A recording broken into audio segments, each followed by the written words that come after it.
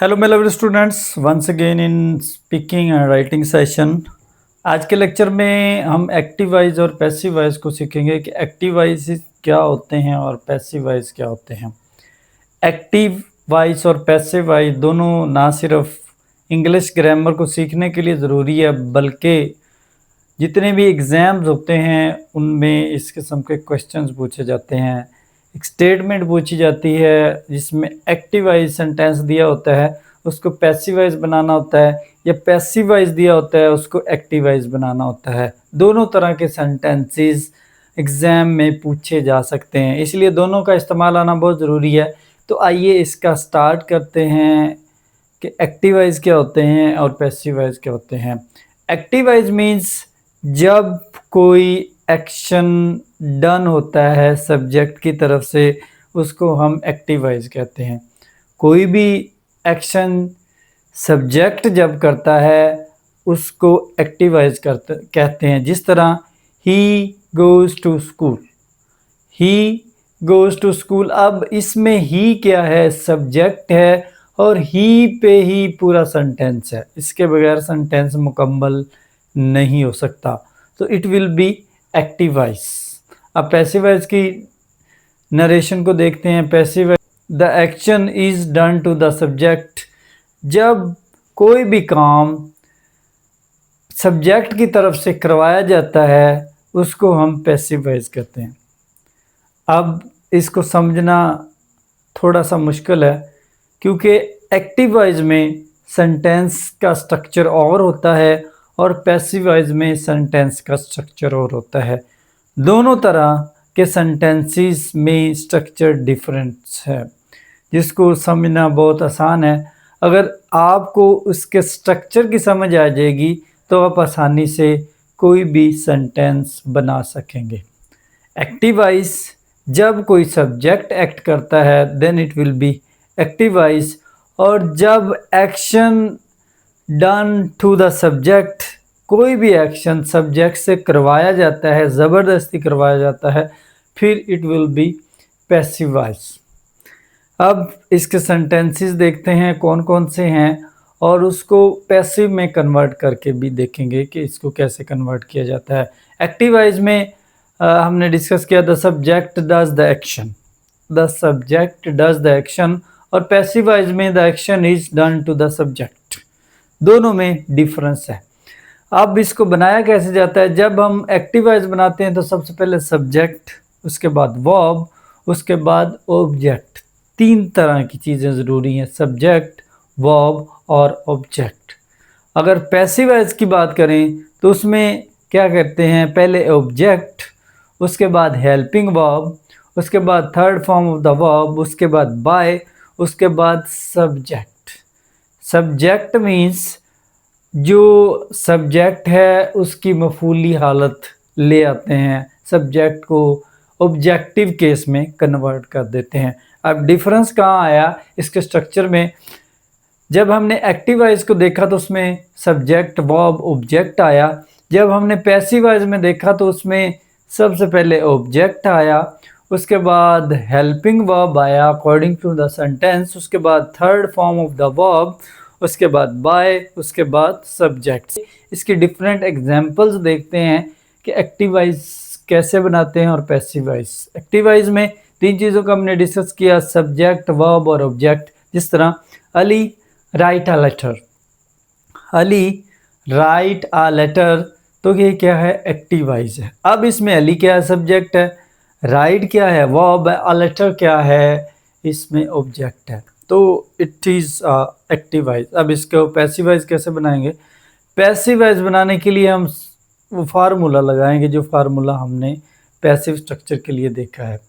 अब इसी को हमने पैसिव बनाना है तो सबसे पहले क्या करेंगे, जो ऑब्जेक्ट है उसको सब्जेक्ट बना देंगे। अब इसमें ऑब्जेक्ट कौन सा, अ लेटर। हेल्पिंग वर्ब, अब टेंस के हिसाब से हेल्पिंग वर्ब लगाना है। अगर प्रेजेंट इंडेफिनिट टेंस है तो उस हिसाब से, अगर कंटिन्यू है तो उस हिसाब से, परफेक्ट है उस हिसाब से, अगर परफेक्ट कंटिन्यू होता है उस हिसाब से। अब ये प्रेजेंट इंडेफिनिट टेंस का फिक्र है, वो कैसे पता चलेगा कि Ali writes a letter, Ali ख़त लिखता है, तो हमने पहचान को देखा था टेंस में कि जब ता है, ती है या हेल्पिंग वर्ब के साथ एस का इजाफा किया जाता है, then it will be your present indefinite tense. अब इसी को हमने पैसिव में कन्वर्ट करना है। ए लेटर, उसके बाद लेटर वाहिद है या जमा है, इसको हम देखेंगे। लेटर एक वाहिद है, उसके साथ इज आ जाएगा। उसके बाद third form of the verb हम लगाएंगे। अब राइट की थर्ड फॉर्म क्या है? रिटन। उसके बाद नेक्स्ट क्या लगाएंगे? बाय। उसके बाद एंड पे अली आ जाएगा। तो इसी तरह ये पैसिव स्ट्रक्चर बन जाएगा। पैसिव स्ट्रक्चर कोई मुश्किल नहीं है, बहुत ही ईजी है, लेकिन इसको समझने की ज़रूरत है। Ali writes a letter is written by Ali. इसी तरह एक और सेंटेंस देखते हैं। She cleans the room. She cleans the room. अब ये क्या है? प्रेजेंट इंडेफिनिट टेंस का फिक्रा है। अब इसको पैसिव बनाना है। द रूम स्टार्ट में आ जाएगा, उसके बाद रूम एक है तो इज आ जाएगा। उसके बाद इस third form of the word clean की थर्ड फॉर्म क्लीन्ड। उसके बाद बाय आ जाएगा। अब शी की जो मफूली हालत है उसको हमने लगाना है। शी हर एंड पे क्या आ जाएगा? Her. The room is cleaned by her. तो ये क्या बन जाएगा? Passive structure.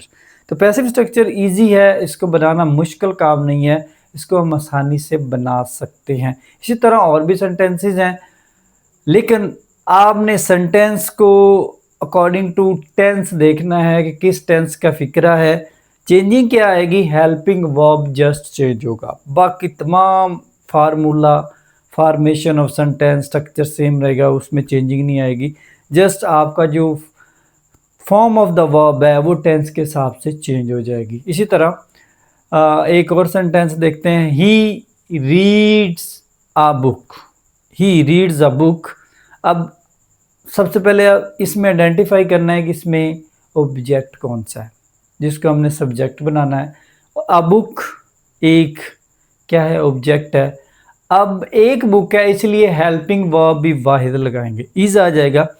उसके बाद रीड की थर्ड फॉर्म, इसको रेड कहते हैं, लेकिन लिखने में सेम ही स्पेलिंग होंगे। उसके बाद बाय लगाएंगे। उसके बाद ही की आप मफूली हालत लगाएंगे। ही, हिज, हिम। ही, हिज, हिम।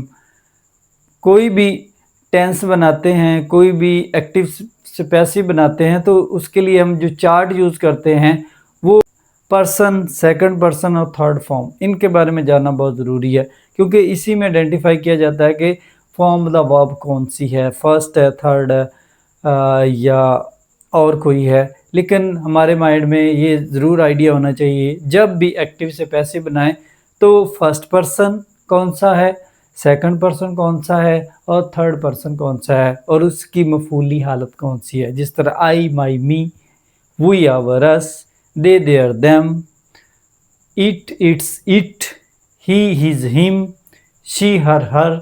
तो ये क्या है? ये फर्स्ट, सेकंड, थर्ड पर्सन है और उसकी मफूली हालत है। इसी तरह और भी काफ़ी सारे सेंटेंस हैं जो हम बना सकते हैं, प्रैक्टिस कर सकते हैं, लेकिन एक चीज़ आपने माइंड में रखनी है, वो आइडेंटिफाई करना है कि एक्टिव का स्ट्रक्चर क्या है, पैसिव का स्ट्रक्चर क्या है। दोनों ही इंग्लिश ग्रामर में पिलर का रोल अदा करते हैं और बहुत ही इंपॉर्टेंट क्वेश्चन पूछा जाता है हर तरह के एग्ज़ाम में। इवन देन कॉम्पिटिटिव एग्ज़ाम में भी एक्टिव से पैसिव बनाने का तरीका या पैसिव से एक्टिव बनाने का तरीका भी सीखा जाता है। अब नेक्स्ट लेक्चर में हम एक टेंस जो कि हमने कंप्लीट किया लास्ट लेक्चर में, it is present indefinite tense, उसी को लेकर उसी के पैसिव बनाएंगे ताकि हमें पता चल सके कि इसके पैसिव कैसे बनाते हैं और इसमें कौन सा हेल्पिंग वर्ब यूज़ हुआ है।